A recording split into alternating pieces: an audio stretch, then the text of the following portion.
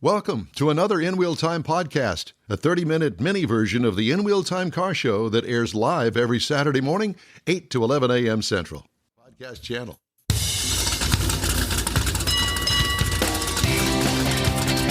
From the Sugar Shack World Headquarters, it's the In Wheel Time Car Talk Show. Just ahead, we're going to talk to Jessica Gonzalez from Informed IQ about AI. AI is founding dealer fraud. Well, wait just a minute. Did I mess this up? I think you might have had one page No, too many. No, I don't. Yeah, I had one page too many. That's what it is. Mm-hmm. Well, I apologize. Let me go over here to Mr. Mars' sheet. First, we're going to talk to John Skelton. There you go. Life in the full-time RV world. And I think it's fitting because, you know, so many of our fellow car enthusiasts pack up in an RV, go to a car show, maybe trailering a car behind them. And there's some sort of a draw. Don't ask me what it is, but there's some sort of a draw to the RV lifestyle. Freedom. Is that what it is? I think so. Travel the country, see the country. Or running from the law. Those are my two. That's his. No permanent address. Well, no, I think that they do have that nailed down. And I'll bet you they have it nailed down in a state that doesn't have state income tax. Well, let's just find out. Ask. Let's just find out right now. Joining us now, John Skelton, full-time RVer with life on the road and how to pack wheel bearings. John, good morning. John, you got somebody looking a lot better than you right next to you. Who's that? Yeah, that is Susan. That is my wife and partner in crime. See, I knew they were running from the law. Yeah. Okay, my first question is, do you know George Skelton? I do know George Skelton. We've never met face to face, but we have communicated frequently for many years now. Yeah. Now, where are you talking to us from your RV? Yeah, we're talking to you from the back of the camper. We have a fifth wheel, and so we're right here in the back of the camper. That's what you see behind us is part of our camper. Do you have a permanent home as well? No. I mean, we have a permanent address like you guys were talking about, but this is our home. This is where we live every second of every day. Now, do you have a home base that you park this thing? No. Nope. We park it wherever we park it. How long have you guys been on the road? We started June 3rd of 22. Oh, wow. Okay, so you're more than a year into this. I had a cousin, he and his wife did the same thing. I think that they were on the road for, 6 or 7 years. I never really asked them why they ended, but they sold a fifth wheel. They got caught. Well, there is that. They sold the fifth wheel and moved back into a permanent residence up in Janesville, Wisconsin. But matter of fact, Penny just said to me this past week how much they absolutely loved the lifestyle and traveling and all the people that they met. Yeah, that is true. We do. I mean, we really love it. Like I say, we've only been doing it for 14, 15, 16 months, whatever the math is. But, we've seen things and done things that we never would have thought we would do. I mean, what is that? That's 65 weeks, something like that, 70 weeks. Do you keep a journal? It would have taken us, 15 years of vacations. Sure. To see all the things that we've just done. So where was your house that you sold to start this lifestyle? It was in central Indiana, just west of Indianapolis, central Indiana. Okay. Well, my family heritage is in Terre Haute, Indiana. That's where I'm from. Hometown. Well, your last name's not Armstrong, is it? It is not. It's Morris. Did you ever know any Armstrongs? Maybe. Good answer with your husband sitting right next to you. Yeah, we don't admit to knowing Don either. Well, when you talk about you have to ask north side or south side. I don't know any of that. I've never been to Terre Haute, Indiana, but all I can tell you is that if you search the name Armstrong, at least in my family, it goes to Terre Haute, Indiana. Wow. So there's that. But we'll move on from that. Well, I would think one of the important things in your lifestyle is that whoever your travel partner is you guys get along pretty well because you don't get away from each other very much. Well, I think we do. I mean, maybe we need to be put in separate rooms and ask that question. I don't know, but about the only thing I feel like we're not always eye to eye on is temperature. I like things hot. I like the hot weather, hot. Where are you right now, John? We're in Vernal, Utah. Okay, That's in the northeast corner. Okay, it'll take you about 2-3 days to get here, but we've had well over a month of 105-degree days. So come on down. She's shaking her head. Oh, no. Yeah, it's He's sitting there in a sweatshirt and she's got a T-shirt on. That should tell you something. Well, we're leaving for Ouray. As soon as we get done here, we're leaving for Ouray, Colorado. And I think the high temperature a couple of days is only going to be in the upper 50s, There you low go. 60s. There you go. So, yeah. Do you keep a journal or have you logged miles? How many miles do you know or estimate that you've traveled? Well, we have 14,500 miles roughly on the camper itself. And we have about 52,000 miles on the truck. What kind of truck? It's a 22 Ram 3500 dually. Has it got the Cummins diesel in it? Oh, yeah. It does. And how's that working out for you?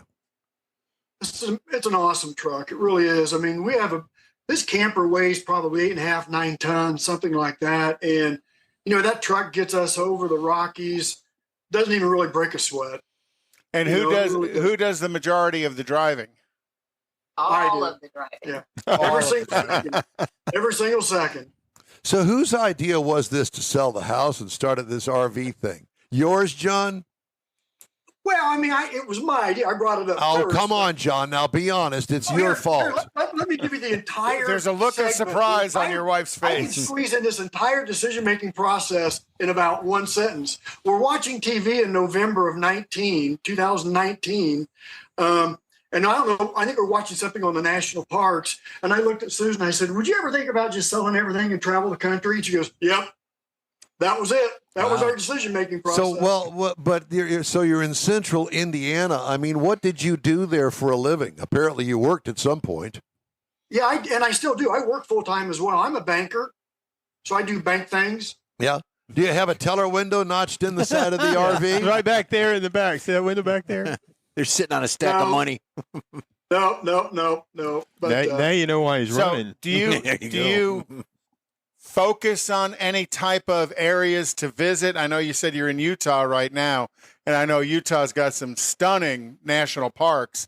But is the national park still a theme that you're trying to visit as many of them as you can while you're traveling?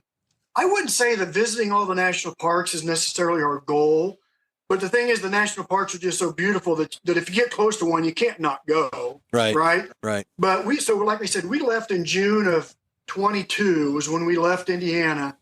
And we have basically, not completely, but almost exclusively spent the entire time west of the Mississippi. So we've been in most of the states west of the Mississippi. Now, next year, we're going to do most of the states east of the Mississippi. And then the year after that, I think we're going to try to spend the summer up in Alaska. Oh, Wow. So do you have any plans to after you've got done with all of this touring with the fifth wheel, hanging up the fifth wheel or parking it somewhere and getting back to real life? Yeah, we've talked about that. Where do we want to, put down roots, permanent roots? And we've narrowed it down to a couple of states or 3 states. What are those? What are those states? South Carolina and New Mexico are at the top of the pack right now. Okay, why? Yeah, that's pretty wide range between there It is a wide geographically. range. Again, it goes back to our differences of climate. I like hot and humid, so South Carolina is my jam. She doesn't like hot and humid, so that's where New Mexico comes in. So, and they're both awesome states. We've been to both of them. They're both awesome states. We love them.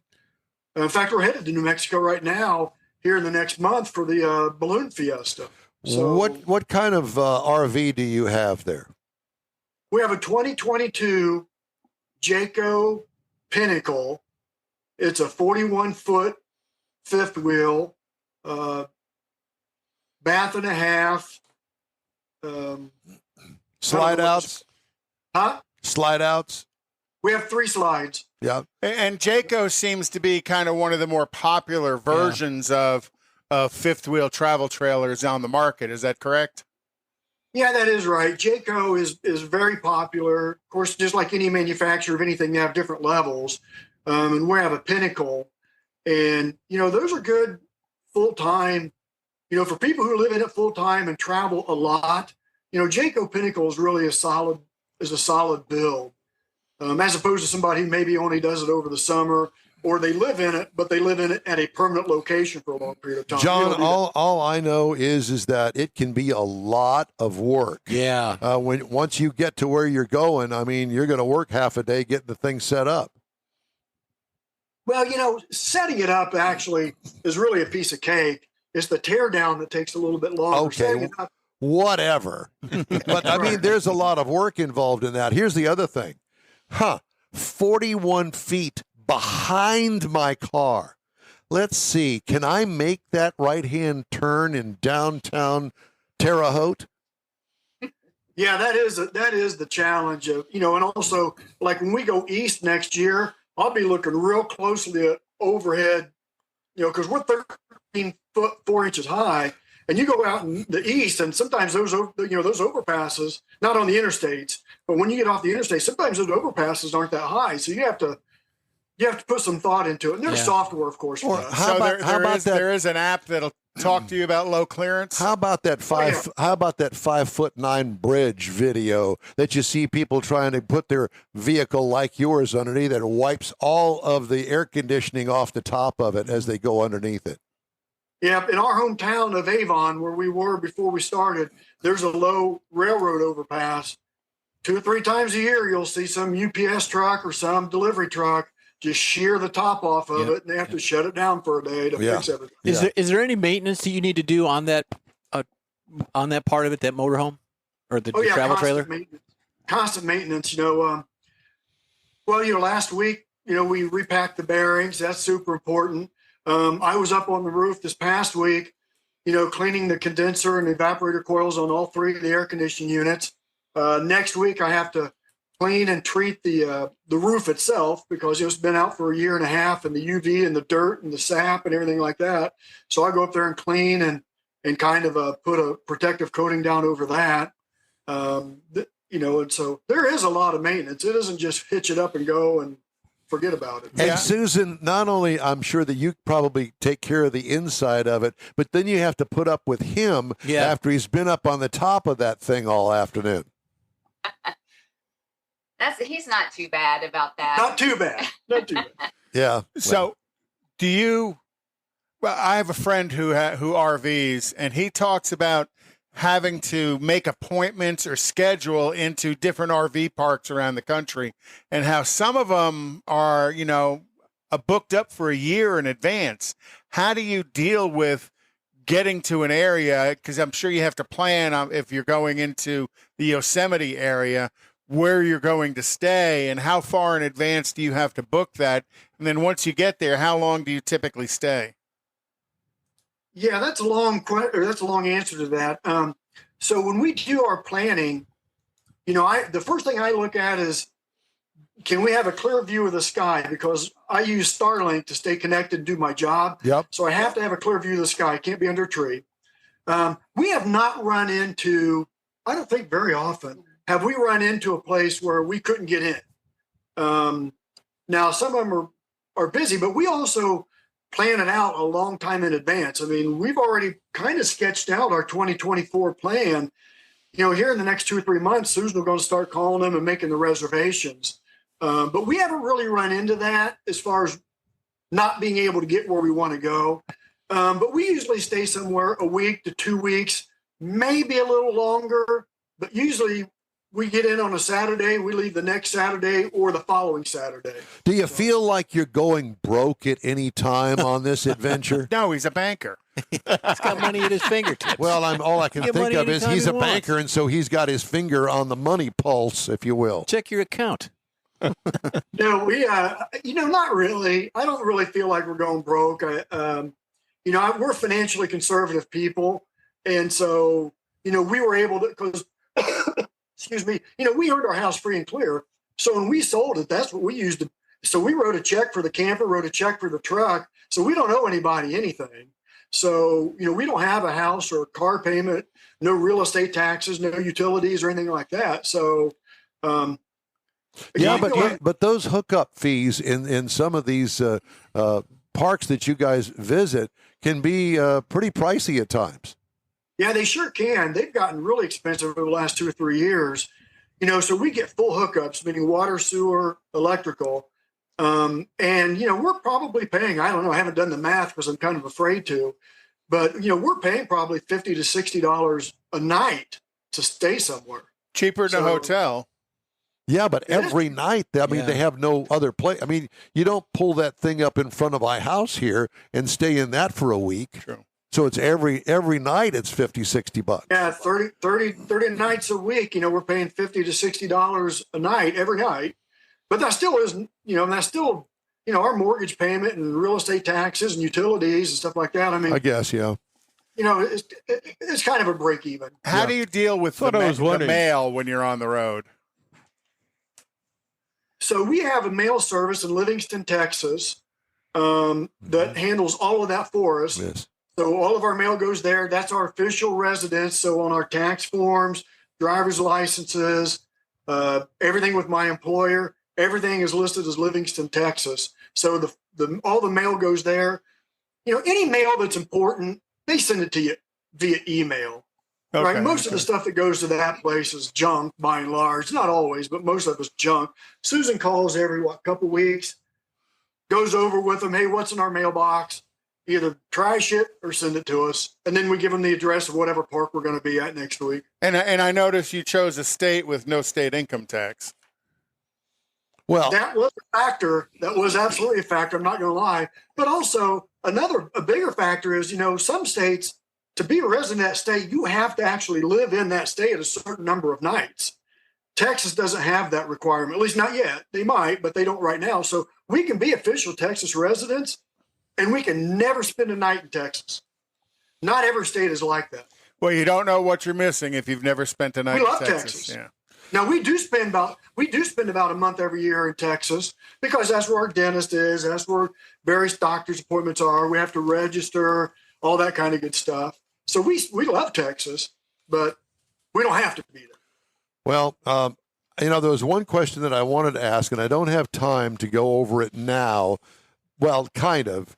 Do you ever run into any car guys or people that have a trailer behind, say their pusher motor coach or something like that they've got it all loaded up with cars, race cars? I'll tell you, when we were here, the first couple of days we were here, right across the street from us, some guy pulled in and backed his Lamborghini out of his trailer, and he just parked it right here. So we were looking at a Lamborghini for 3 or 4 days. Oh, there goes the neighborhood.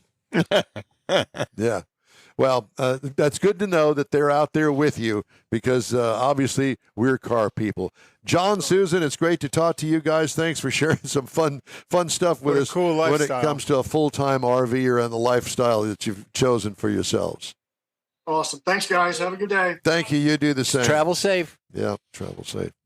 Hey, if you'd like to get in touch with us, our email address here is info@inwheeltime.com, and don't send us a bunch of junk mail. Time now for the In Wheel Time race card.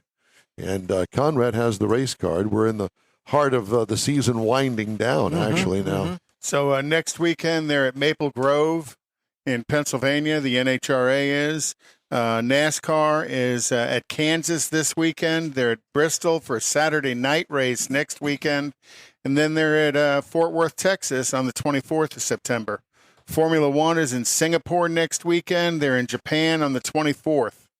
IMSA, is at the Indy Road Course next weekend, which will be fun to watch. That's kind of coming to the end of their season, and the Cadillac GTP cars and the Corvette program. The Corvette program's coming to an end because they're going to sell a GT4 version of the Corvette publicly. And then Indy cars this weekend are at Laguna Seca, which is always a fun track to watch. Watch them come off that corkscrew. That's a iconic racetrack. And that's it. Cool. All right. Thank you, sir. By the way, the In-Wheel Time race card is sponsored by Texas Nostalgia Modified Production. Yep. All right. Some states, well, probably every state has at least one or two They do. weird traffic laws. And Jeff has done some research and has a feature today on weird traffic laws. Yeah. Let's get this started. And I've got all the states handled here. And I'm just going to pick one. For instance, Alabama, there's a law that says no driving while blindfolded. Yep. Yeah, okay. Alaska, it's illegal to tie a dog to the roof of your car, but not your mother-in-law. I made that up. Arkansas, do not honk your horn anywhere that serves cold drinks or sandwiches after 9 p.m. Here's a good one. It's my favorite. It's against the law for a woman to drive in a house coat, and that's in California. Have you seen some of them women? You could. No, there's no pictures. We Okay. just The did an Housewives of OC. Yeah. Kansas, you can't transport dead poultry in that state. So if you got a chicken in your trunk, you better get rid of Bury it. it. Don't Yep. put it. Louisiana, a woman's husband is required by law to wave a flag in front of her car before she can drive it. Get the heck out of the way. Oh my God. Here's a couple of my favorites. Nebraska, by law, drivers on mountains should drive with caution near the right edge of the highway, even though there are no mountains in Nebraska. So remember that. Nevada, it's illegal to ride a camel on a highway. New Hampshire, it's against the law to inhale bus fumes with the intent of inducing euphoria.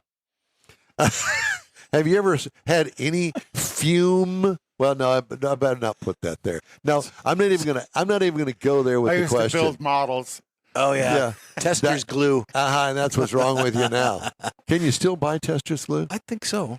Yep. Is that the big? Yeah, but you gotta show ID to do it. Oh, Lord. In New York, you're from New York. It's against the law to disrobe in your car in Sag Harbor.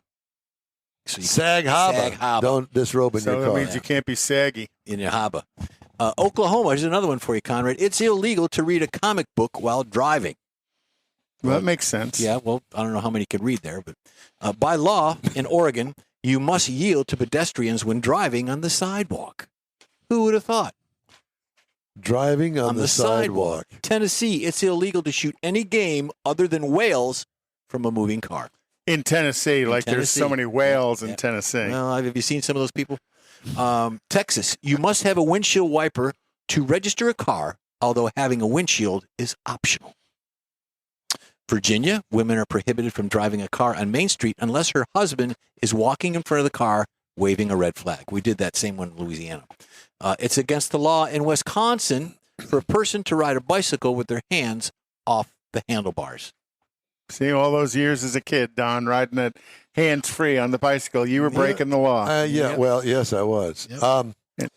Were you going to say something? Nope. Okay. Nope, it's up to you. There I you go. have Hemmings, Price schedule? no, sold cars roundup. Mhm. And here's one. I know Kathy's out looking for a car. Yep. I got one for her. It's sold, but I think that's something to consider for the future. A 1956 Ford F-350 fire truck. It's sold. The fire truck sold for $21,000. There you go. All right. Take that. She might bring that home today. Uh-huh. There you go. A 1971 Kaiser Jeep. I guess I kind of knew that there was such a thing as a Kaiser Jeep. Looks like a military vehicle to me. $17,000, and it gets, Wow. 2 miles to the gallon? Maybe.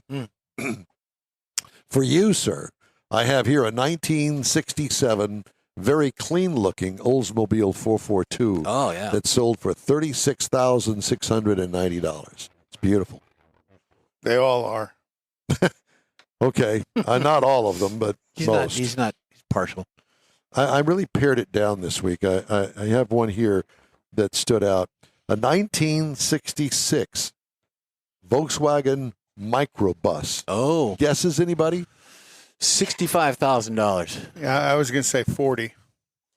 Jeff wins $63,000 for that ugly 13 window with the sky panel roofs on it. Well, the 13 Bus. windows, not the the selected one is the one with more windows. isn't it? 21 window. There you Well, go. I guess that's what it is. Oh, yeah. Yeah, but a 21 21 window will be a $100,000 bus. There you go. That it's no. I guess it's because I lived the era. Those were not something that anybody wanted. And They had those to haul people around in. do you ever And they were watch still ugly. Jay Leno's Garage? Yeah. And the one guy, Fluffy, the comedian, Yeah. he's got a huge collection of Volkswagen VWs, buses. yeah. And finally, for Mr. Mars, you can guess how much this car is. It is a 1961 Plymouth four-door Valiant. This has got your name written all over it. Yes. $2,200. What kind of shape is it in? What does It look like? looks like it rolled right out of the showroom. Push button automatic, slant six. A 1961 Plymouth Valiant. Your guess as to how much that car sold for? I'm doing my Karnak impression over Okay, here. let's hear it. I'm going to go for 22.5. You? I Yeah. said 2,200. 14,000. $8,000. Somebody's smoking crack. That's a four-door. It's Why? a four-door. Why? Because nobody wants it. Come on. Golly, what an ugly car. Those cars need love, too. The proverbial beater. To me, when I was in high school and college, the proverbial beater was any Chrysler product with a slant six. Yes. And if it had the push button automatic, all the better, because he could sit there and rev it up and push the button and drive. I know this because my buddy had a 57 something. I don't remember what it was, but it was a Plymouth or something along those lines. It was a two-door. Ugly, but that's the way it was. The one with the pink inserts? No, and it wouldn't die. had, but over here on the left, it had that little box that had the push button. But Don still had his red pumps. Yeah. And he would floor that thing and hit the drive button, and those back tires would just go crazy. Cool. All right. The N-Wheel Time Car Talk Show is available 24/7 through the iHeart app. Just look for N-Wheel Time Car Talk. Tell your friends. We also video stream on Facebook, YouTube at nwheeltime.com, and podcast at your fingertips on over a dozen of the most popular podcast outlets. The N-Wheel Time Car Talk Show continues right after these messages. The original group of Loopy Tortilla restaurants will have you telling your family and friends just what the original recipes mean when it comes to the best fajitas in Southeast Texas. Founder Stan Holt invites you to visit the original Loopy Tortilla near I-10 and Highway 6. Here's the original house that inspired the design of all the rest and the original charm that helped make Loopy Tortilla the go-to destination for Houston Tex-Mex. Speaking of original, nothing can compete with the original lime pepper marinade that everyone will agree makes Loopy Tortilla award-winning beef fajitas the best anywhere. Loopy Tortilla Katy is another location that gives you the same quality and service Houstonians have come to expect at Loopy's. It's located just off I-10 and the Grand Parkway at Kingsland Boulevard in Katy. Find yourself in Aggie Land? Head to the Loopy Tortilla in College Station, located just around the corner from Kyle Field. It's a great place to enjoy those famous frozen margaritas before or after the game. Headed east to Louisiana, stop in at the Loopy Tortilla in Beaumont. It too's on I-10. You can't miss it. The original group of Loopy Tortilla restaurants invites you in for the best Tex-Mex anywhere. You own a car you love. Well, why not let Gulf Coast Auto Shield protect it? Houstonian John Gray invites you to his state-of-the-art facility to introduce you to his specialist team of auto enthusiasts. We promise you'll be impressed. Whether you're looking to massage your original paint to a like-new appearance, apply a ceramic coating, install a paint protection film, nano-ceramic window tint, or new windshield protection called ExoShield, Gulf Coast Auto Shield is where Houston's car people go. Curbed your wheels? Instead of buying new, why not have them repaired? How about a professionally installed radar detector? Gulf Coast Auto Shield does that too.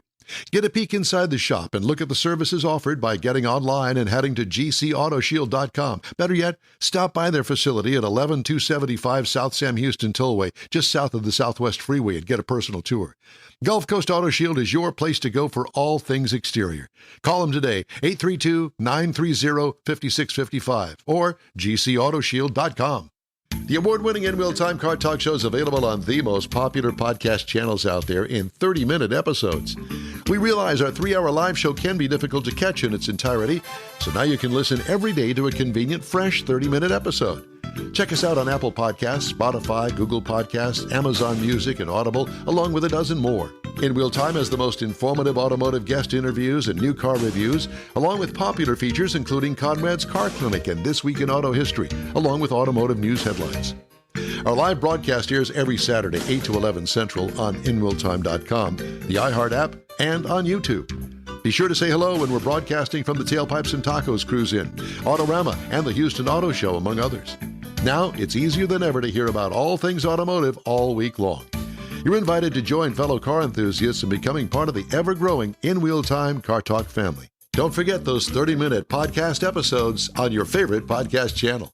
That's it for this podcast episode of the In Wheel Time Car Show. I'm Don Armstrong, inviting you to join us for our live show every Saturday morning, 8 to 11 a.m. Central on Facebook, YouTube, Twitch, and our InWheelTime.com website. Podcasts are available on Apple Podcasts, Spotify, Stitcher, iHeart Podcast, Podcast Addict, TuneIn, Pandora,